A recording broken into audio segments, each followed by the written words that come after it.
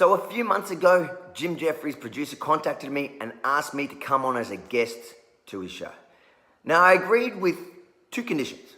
One, there'll be no neo-Nazi or Nazi sympathizers on the same segment because I don't want to be aligned to them and I don't want to give them any legitimacy or anything like that. Common sense. The second one was that they don't cut my answers from one question and put it to another. Now, to my horror, but not my surprise, they did exactly both those things. But they went even further. They connected me to the Christchurch killer, to the terrorist. The New Zealand shooter left behind a detailed record of his anti-immigrant, anti-Muslim rhetoric.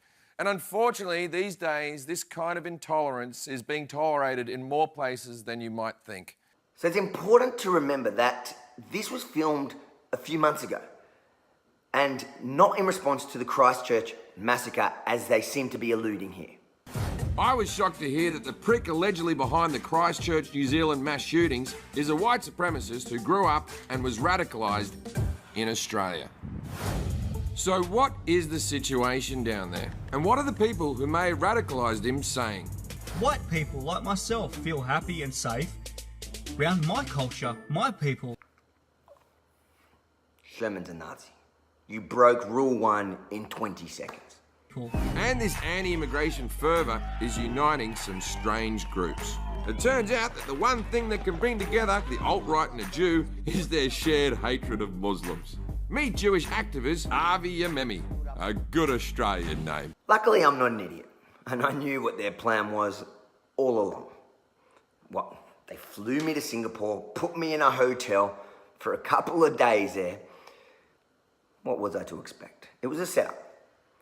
So what I did was, I got there and I secretly put my phones down to record the entire segment.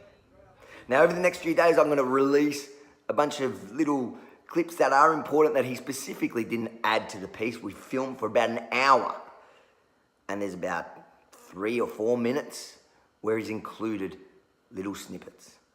So in the next few days, I'm going to release little bits that are important that I think everyone needs to see. But if you're on my Patreon, you can see the entire hour. I'll upload it within the next week. Islamic immigration, cut it. Now what makes Avi suddenly feel so comfortable saying this shit out loud? I always stand by my words and I say it publicly, loudly and proudly. I won't say in private something different than what I'll say in public. And if I get it wrong, which I have at times, and I feel necessary to apologise, I have done it and I will do it. I might sound like a hippie saying this. What gives anyone the right to tell anyone where they can and can't live? When you import this culture, what do you think is going to happen? Australia's going to end up the same shithole that they came from, that they were escaping. Watch how Jim Jeffries has edited this last clip to make me look like an ass. See what I really said. What gives anyone the right to tell anyone where they can and can't live? Really?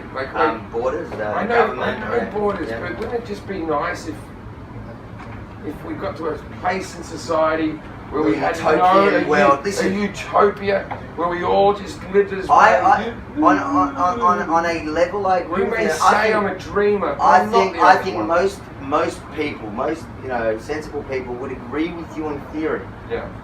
But in practice, it's not. It goes against human nature. It just doesn't work. You bloody scumbag, Jim. You see those rubbish edits through the entire segment, I don't even need to show you. You get my point. They put one answer to a different question. But today what I really want to show you is how Jim Jeffries speaks about Islam, about their Prophet Muhammad, and about Muslims themselves when he thinks the cameras aren't rolling, or when he knows he can cut it out. So Muhammad is considered the perfect man. Right, yes. Okay? You can't draw a picture of it. No, don't you dare, don't you dare. I've got enough death threats on me, brother. There he is. Jesus Christ. There he is. He looks like a wobbly ghost. He's finally going to understand Islam after this shit comes out. That's what you do, Jimmy, when you think no one's going to see it. Now, I don't actually have a problem if you draw Muhammad, to be honest. That's me. But people like you call me an Islamophobe because that riles up, that upsets, that in your words, triggers the Muslims into violence. Now I wonder when this goes far and wide, and help it, share it around, let the world see. I want to see if the leftists condemn Jim. And even more so, what I'm interested to see is the people that he is hell-bent on protecting, the people that he is fighting so hard to let into Australia and the US.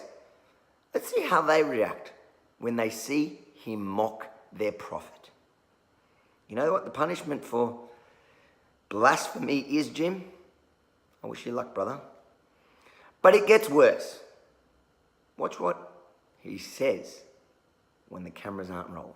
I'm not a big fan of Islam. I think that wearing a burqa is stupid and demeaning and all these things. Islam or dingo? Islam and dingo sneaky? Yeah. Probably both. Probably both. Dangerous? Probably both. Probably both. The dingo ate the baby. It turned out it did eat the baby. If it ain't a bloody Muslim baby, it would have vomited. No, I don't actually agree with that shit. I'm only joking. But that's not funny. You're talking about fucking killing kids. No, it's not that's funny. crossing a line. There's a fucking line. We'll edit this bit out. I never look bad in these interviews. He's right. Jim never looks bad in his own segments. He edits it perfectly. And 9 out of 10 times he wins. He makes people like me look bad. Like Jordan Peterson look bad. But today, I got you, brother. How's it feel? So that's all I'm saying to you is that... We don't disagree on all... Nah, mate. We don't agree. I never, ever, ever even joke about killing Muslims. So I'm going to ask you all at home, make sure to share this far and wide. Share it with everyone. Because Jim works with the establishment, he has the mainstream media, he has the platform, he has the numbers. But I have you. Share it around.